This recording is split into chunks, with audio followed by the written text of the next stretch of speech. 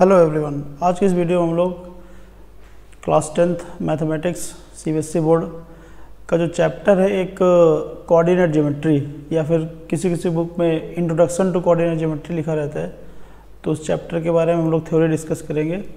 इसके पहले हम लोगों ने रियल नंबर्स, पॉलिनोमियल और quadratic equations, pair of linear equation in two variables और अर्थमेटिक प्रोग्रेशन ये सारा किया हुआ है। तो अगर आपने वो वीडियो नहीं देखे हैं तो please watch those videos for better understanding. हालांकि इस चैप्टर का पीछे के चैप्टर से कोई लेना देना नहीं है, ये चैप्टर अपने आप में एक अलग चैप्टर है। ठीक है, यहाँ से कोऑर्डिनेट ज्योमेट्री की स्टार्टिंग होती है क्लास 10th से, राइट। इसके बाद 12th में या फिर 11th और 12th में जो ये सिलेबस है, जो ये टॉपिक है, बहुत बड़ा हो जाता है।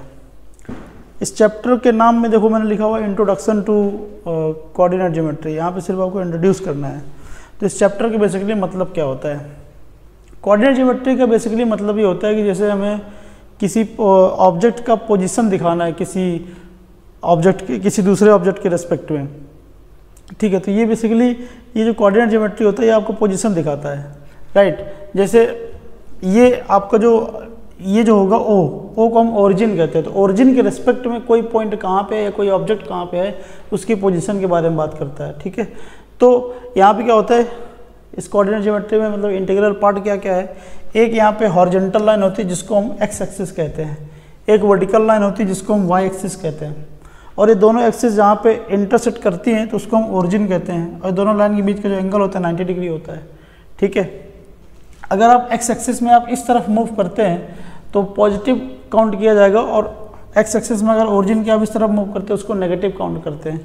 और यहाँ पे क्या होता है, यहाँ पे अगर वाई एक्सिस में अगर ऊपर की तरफ मूव करोगे तो ये क्या होगा आपके पास? पॉजिटिव होगा, और नीचे की तरफ मूव करोगे क्या होगा आपके पास? ये नेगेटिव होगा। अब यहाँ पे जरा देखिए, जब आपने किसी प्लेन में ये दो ये वर्टिकल लाइन अगर आपने ड्रॉ किया तो प्लेन आपका 4 पार्ट में डिवाइड हो जाएगा। तो ये जो है ये आपके पास पहला पार्ट है, इसको कहते हैं फर्स्ट क्वाड्रेंट। ठीक है, फर्स्ट क्वाड्रेंट। यहाँ पे आपके पास ये सेकंड क्वाड्रेंट। ठीक है, ये आपके पास है थर्ड क्वाड्रेंट, ये आपके पास है फोर्थ क्वाड्रेंट। ठीक है, फर्स्ट क्वाड्रेंट, सेकंड क्वाड्रेंट और थर्ड क्वाड्रेंट। तो इस तरीके से जो आपका प्लेन 4 पार्ट में डिवाइड हुआ है तो उसको इस तरीके से बोलते हैं। ठीक है, चारों पार्ट को first, second, third, fourth quadrant बोलते हैं। अब यहाँ पे समझना ये है कि कि ये जो प्लेन है, इस प्लेन को कहते हैं कार्टेशियन प्लेन। क्या कहते हैं इसको? कार्टेशियन प्लेन कहते हैं। ये हम सिर्फ नए टर्म यहाँ पे इंट्रोड्यूस कर रहे हैं, इसको हम क्या कहते हैं? Cartesian plane. ठीक है, कार्टेशियन प्लेन। ठीक है, अब बात यहाँ पे ये है कि यहाँ पे मैंने देखो टर्म लिख रखा है, यहाँ पे एक्स और वाई टाइप का, ये सॉरी प्लस टाइप का लिख रखा है, यहाँ पे माइनस प्लस लिखा हुआ है, यहाँ पे माइनस माइनस लिखा हुआ है, यहाँ पे आपके पास प्लस माइनस लिखा हुआ है। तो यहाँ पे ये है कि जैसे आपका कोई पॉइंट इस फर्स्ट क्वाड्रेंट में होने का मतलब क्या है? जैसे मान लीजिए वो पॉइंट यहाँ पे है, वो पॉइंट यहाँ पे होने का मतलब क्या हो? इतना आप एक्स एक्सिस में इस तरफ चले होंगे तो एक्स भी पॉजिटिव हो गया, और वाई एक्सिस में ऊपर की तरफ चले होंगे तो वाई भी पॉजिटिव हो गया। इसलिए यहाँ पे इस क्वाड्रेंट में क्या होता है? दोनों ही एक्स और वाई दोनों ही पॉजिटिव होते हैं, इसलिए दोनों में क्या लिखा है? प्लस प्लस लिखा हुआ है। सेकंड क्वाड्रेंट में आते हैं तो आप एक्स में नेगेटिव हो जाते हैं। देखिए एक्स में इस तरफ नेगेटिव हो गए, और वाई में तो आप ऊपर की तरफ चलेंगे तभी तो सेकंड में पहुंचेंगे, अगर नीचे की तरफ चल देंगे तो थर्ड में पहुंच जाएंगे। तो यहाँ पे इसलिए एक्स नेगेटिव हो गया, वाई पॉजिटिव हो गया, second quadrant, right. Third quadrant में क्या होता है आपके पास? एक्स भी नेगेटिव होता है और वाई भी क्या होता है? नेगेटिव होता है। ठीक है, तो दोनों ही नेगेटिव होता है। और फोर्थ क्वाड्रेंट में क्या होता है? आपका एक्स पॉजिटिव होता है लेकिन वाई नेगेटिव होता है, क्योंकि वाई में आप नीचे की तरफ जाएंगे, इसलिए यहाँ पर नेगेटिव लिया जाएगा। तो ये आपके पास साइन कन्वेंशन है, तो इनको बहुत ध्यान रखना है। मतलब अगर आपके पास पॉइंट इस तरीके से लिखा है -2,3, तो इनसे बात पता चल जाना चाहिए ये आपके पास माइनस, ये आपके पास प्लस है। तो इससे ये बात क्लियर हो जानी चाहिए आपको कि ये आपका सेकंड क्वाड्रेंट में है, राइट। अगर दोनों में ऐसे लिखा है -2 लिखा हुआ है तो इनसे ये बात पता चल जानी चाहिए कि आपके पास कहाँ पे है? थर्ड क्वाड्रेंट में, क्योंकि दोनों माइनस है तो आपके पास थर्ड क्वाड्रेंट में ऐसी स्थिति आती है। अगर आपके पास एक्स पॉजिटिव वाई नेगेटिव है तो अगर ऐसा पॉइंट आ जाए तो आपको ये बात कंफर्म हो जाना चाहिए आपके पास फोर्थ क्वाड्रेंट की स्थिति है, राइट। तो इस तरीके से इसका इंट्रोडक्शन होता है। और जरा देखिए यहाँ पे ये जो एक्स है और ये जो वाई है, हमेशा जो लिखा जाता है पहले एक्स ही लिखा जाता है, और जो y है तो दूसरे नंबर पर लिखा जाता है। और x का दूसरा नाम भी कहते हैं, इसको एब्सिसा कहते हैं और इसको ऑर्डिनेट भी कहते हैं। कभी कभी एब्सिसा और ऑर्डिनेट की बात करते हैं तो एब्सिसा का मतलब होता है x कोऑर्डिनेट और ऑर्डिनेट का मतलब होता है y कोऑर्डिनेट। ठीक है, तो ये तो हुआ इंट्रोडक्शन पार्ट। इंट्रोडक्शन हमने क्या क्या किया, हमने यहाँ पे एक हॉरिजॉन्टल लाइन और एक परपेंडिकुलर लाइन के बारे में बात की, वर्टिकल लाइन के बारे में बात किया, जिनको हमने एक्स एक्सिस और वाई एक्सिस कहा। फिर हमने इनके साइन कन्वेंशन के बारे में बात की। अगर इधर राइट की तरफ जाओगे तो प्लस रहेगा, लेफ्ट की तरफ आओगे तो नेगेटिव रहेगा, ऊपर की तरफ जाओगे तो पॉजिटिव रहेगा, नीचे की तरफ आओगे तो नेगेटिव रहेगा। तो इसी हिसाब से आपने यहाँ पे देख लिया कि जो प्लेन था, प्लेन 4 हिस्सों में बट गया था। तो पहले प्लेन को बोला जाता है फर्स्ट क्वाड्रेंट, पहले पार्ट को, दूसरे पार्ट को बोला जाता है सेकंड क्वाड्रेंट, तीसरे पार्ट को बोला जाता है थर्ड क्वाड्रेंट और चौथे पार्ट को बोलते हैं फोर्थ क्वाड्रेंट। ठीक है, और उसी हिसाब से हमने इनका देख लिया, अगर कोई पॉइंट पहले क्वाड्रेंट में तो दोनों पॉजिटिव हो जाएगा, एक्स भी पॉजिटिव हो जाएगा, वाई भी पॉजिटिव हो जाएगा, इसलिए दोनों को हमने पॉजिटिव रखा। ऐसे ही सेकंड क्वाड्रेंट, थर्ड क्वाड्रेंट और फोर्थ क्वाड्रेंट में हमने बात किया। राइट, अब यहाँ पे आते हैं मेन चीज जो आपके सिलेबस में है। सिलेबस में आपके पास ये है कि अगर आपके पास 2 पॉइंट दिए जाएं, राइट, और दोनों के कोऑर्डिनेट दिया जाए, आपके पास 2 पॉइंट है एक्स और वाई। ठीक है, दोनों के कोऑर्डिनेट, ए के कोऑर्डिनेट दिया गया आपके पास x1, y1 और बी के कोऑर्डिनेट दिए गए आपके पास x2, y2। तो उनके बीच का डिस्टेंस जो होता है, डिस्टेंस फार्मूला वो ये होता है √x2 - x1 whole square plus y2 - y1 whole square. तो ये आपके पास डिस्टेंस फार्मूला होता है AB। मतलब ये ए और बी के बीच में 2 पॉइंट दिए गए हैं और दोनों पॉइंट के बीच के डिस्टेंस के लिए जो फार्मूला अप्लाई करते हैं वो ये वाला फार्मूला अप्लाई करते हैं। राइट, तो इस तरीके से आप डिस्टेंस फार्मूला यूज करके क्वेश्चन करेंगे। अब इसमें क्वेश्चन किस तरीके के आते हैं, डिस्टेंस फार्मूला के लिए क्वेश्चन किस तरीके से आते हैं, तो वो जरा हम समझते हैं। यहाँ पे डिस्टेंस फार्मूले से रिलेटेड क्वेश्चन कैसे आते हैं। क्वेश्चन ऐसे आते हैं जैसे आपके पास कोई क्वाड्रिलेटरल दिया जाएगा, उसके चारों कोऑर्डिनेट दिए जाएंगे और आपसे पूछेगा प्रूव करिए कि ये पैरेललोग्राम है। ठीक है, तो क्या करोगे, उसमें ये वाला पॉइंट निकालोगे, ये वाला पॉइंट निकालो, डिस्टेंस निकालोगे और ये दोनों अगर इक्वल हैं और ये वाला अगर डिस्टेंस निकालोगे दोनों, मतलब अपोजिट डिस्टेंस निकाल लेना है। जैसे आपके पास ये क्वाड्रिलेटरल है, ए बी निकाला और ये सी डी निकाला, ए बी और सी डी इक्वल आ गया और ए डी निकाला और सी बी निकाला। अगर ये दोनों इक्वल आ गए तो हम कह देंगे कि ये जो क्वाड्रिलेटरल दिया गया कैसा है, ये पैरेललोग्राम है।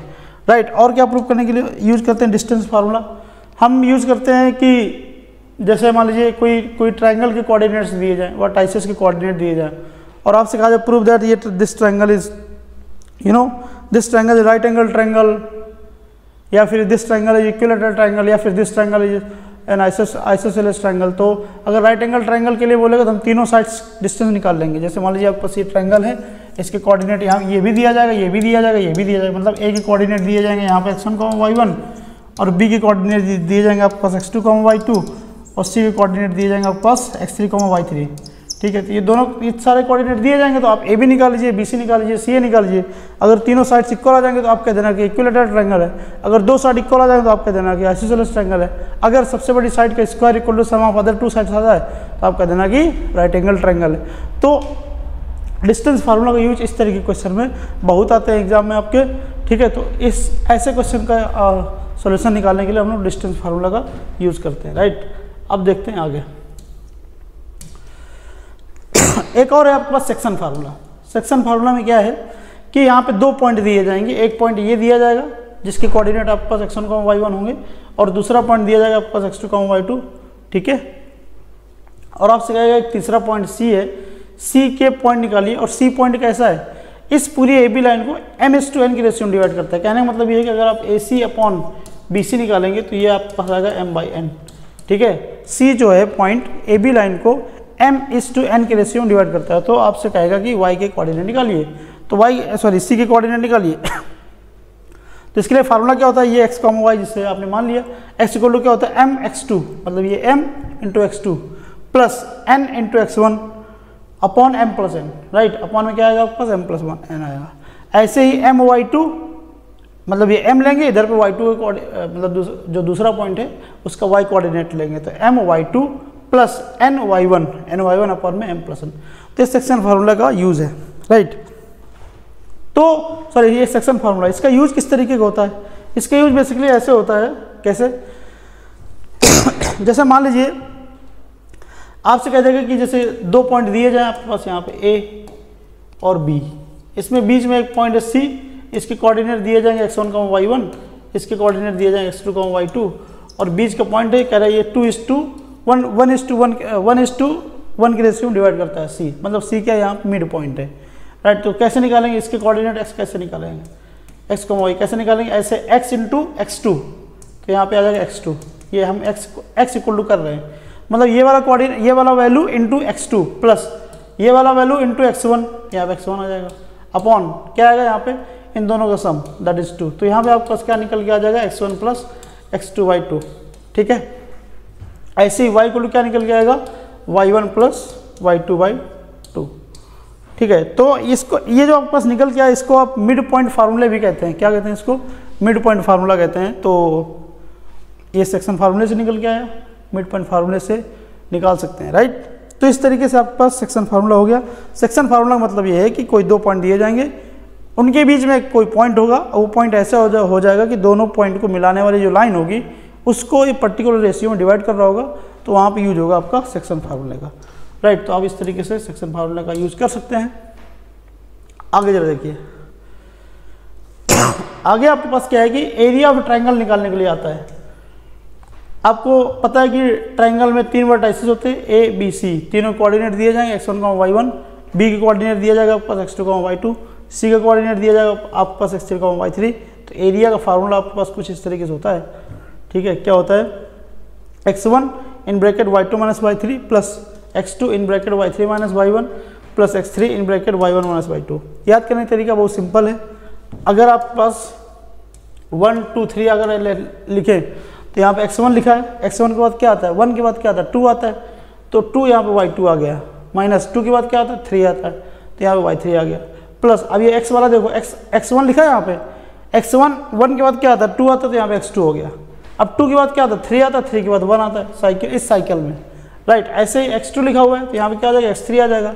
अब 3 के बाद क्या आएगा 1 आएगा, तो यहाँ पे x1 y1 हो गया, y2 हो गया, राइट। तो ये एक तरीका ये याद करने का। वैसे तो इसको सिंपली याद कर लो, तरीका क्या ही मतलब है, राइट। इसको सिंपली आप याद कर लीजिए। एक तरीका और कह सकते हैं यहाँ पे लिखने के लिए, जैसे आपके पास ये पॉइंट लिखे x1 y1, ये आपके पास हो गया x2 y2, ये आपके पास हो गया x3 y3, ये आपके पास हो गया x1 y1, ठीक है। याद करने का तरीका क्या होता है, याद करने का तरीका ये होता है कि देखो इनका मल्टीप्लाई करिए, x1 y2 इनका मल्टीप्लाई किए y2 y3, और इनका मल्टीप्लाई करिए, इनको सारों को प्लस में लिखिए। देखिए इन सभी को क्या कैसे लिखेंगे प्लस में, देखो यहाँ पे क्या आएगा x1 इंटू y2 आएगा, देखो x1 इंटू y2 प्लस में आ रहा है। यहाँ पे क्या आएगा x2 इंटू y3 आ रहा है, देखो x2 इंटू y3 प्लस में आएगा। यहाँ पे क्या आ रहा है y3 इंटू y1 आएगा, देखो y3 इंटू y1 प्लस में आ रहा है। अब नेगेटिव में कौन कौन से लिखे जाएंगे, इनका मल्टीप्लाई करके नेगेटिव लिखिए, ठीक है। अब जरा देखिए ये क्या आएगा x2 इंटू y1 माइनस में, देखो x2 इंटू y1 माइनस में, ये देखो यहाँ पे x2 इंटू y1, यहाँ पे x2 के अंदर मल्टीप्लाई करो, यहाँ पे आएगा x2 इंटू y1 माइनस में आएगा, ठीक है। ऐसे ही आप x1 इंटू y2 हो गया, राइट, x1 इंटू y2, अच्छा ये तो प्लस हो गया, x2 इंटू y1 ये हो गया, x3 इंटू y2 ये नेगेटिव आएगा, देखो x3 इंटू y2 नेगेटिव आ गया। फिर ये आप क्या गया x1 इंटू y3, देखो x1 इंटू y3 यहाँ पे नेगेटिव आ गया, बाहर हाफ लगा दीजिए। तो ये ट्रिक भाई ऐसे भी आप याद कर सकते हैं, कोई दिक्कत वाली बात नहीं। तो there is nothing like that. अब इसका यूज कैसे होता है, इसका यूज मतलब इस तरीके से होता है कि जैसे आपसे कह दे कि कोई क्वाड्रिलेटरल दिया है, कोई भी क्वाड्रिलेटरल, चाहे वो रेक्टेंगल हो, चाहे पैरेललोग्राम हो, चाहे वो ट्रेपेजियम हो, एनीथिंग, ठीक है, स्क्वायर हो, कह रहा है कि इसका एरिया निकालिए, है ना। तो एरिया कैसे निकालोगे, आपको पता ही नहीं है कि ये रेक्टेंगल है, रेक्टेंगल होता तो आप क्या करते, आप सारी साइड निकाल लेते, फिर लेंथ ब्रश कर देते तो एरिया आ जाता। लेकिन आपको पता ही नहीं कि ये रेक्टेंगल कैसा है ना, कोई स्पेसिफाइड है ही नहीं, तो क्या करोगे, इसको यहाँ से मिला दोगे, इसके कोऑर्डिनेट दिए जाएंगे, ए बी सी के कोऑर्डिनेट दिए जाएंगे, एस डी के कोऑर्डिनेट। आप क्या करोगे, इस ए बी सी का एरिया निकालोगे, ठीक है। फिर क्या करोगे, आप ए डी सी का एरिया निकाल दोगे, फिर दोनों क्या कर दोगे, सम कर दोगे, तो आपके पास उस रेक्टेंगल का एरिया आ जाएगा, राइट। तो ये दो टॉपिक आपके सिलेबस में मेनली, पहला है आपके पास डिस्टेंस फार्मूला, और दूसरा आपके पास है सेक्शन फार्मूला, राइट। तो these two topics are there only. और सेक्शन फार्मूला का यूज मैंने बताया, और डिस्टेंस फार्मूला का भी यूज मैंने बताया, और जो पहली स्लाइड थी, पहली स्लाइड मैंने आपको इंट्रोडक्शन टाइप का बताया, ठीक है। तो ये इतना सा आपके पास सिलेबस में, राइट। बाकी क्वेश्चन के साथ हम लोग अगले वीडियो में हाजिर होंगे। तब तक के लिए thank you for watching right.